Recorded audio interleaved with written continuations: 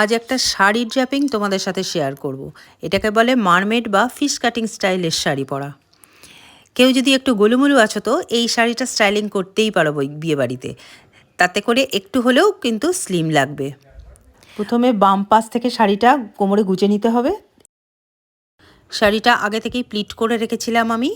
তারপরে ডান কাঁধের থেকে সামনের দিকে আঁচলটা ফেলে দিলাম।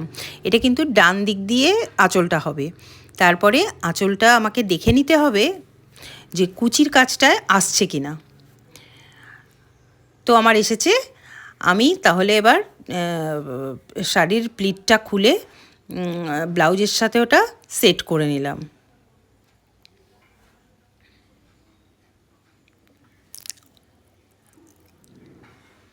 তারপর এবার আমি কুচি করার সুবিধার্থে আঁচলটা একটু উপরে তুলে রাখলাম।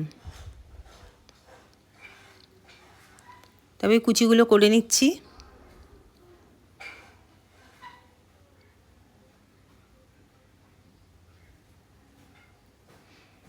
শাড়িটা না খুব একটা বড় না বলে খুব বেশি কুচি হলো না। আর এই যে বাম দিকটা একটু ঝোলানোর দরকার ছিল, আর একটু ঝুলিয়ে রাখলে ভালো দেখতে লাগতো, কিন্তু যেহেতু শাড়িটা বড় না তার জন্য ওটা হলো না। দেখো মাত্র 3টে কুচি হয়েছে।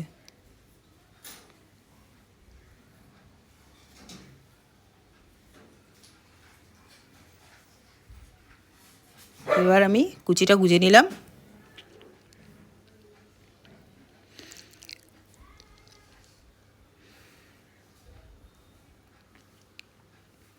এবার এগুলো একটু অ্যাডজাস্ট করে নিতে হবে।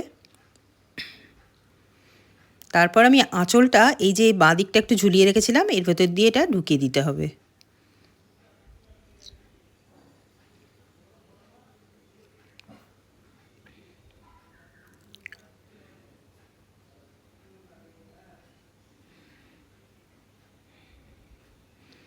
তারপর আঁচলের এদিকটা ঘুরিয়ে, আঁচলটাকে ঘুরিয়ে পিছন দিক থেকে এই কুচির জায়গায় গুজে দিতে হবে। একটু টাইট করে গুজতে হবে, হ্যাঁ, খেয়াল রাখতে হবে যেন এদিকটা টাইট করে গোজা থাকে। তারপর এই আঁচলটাকে এই কুচির সাথে পিন দিয়ে সিকিওর করে নিতে হবে।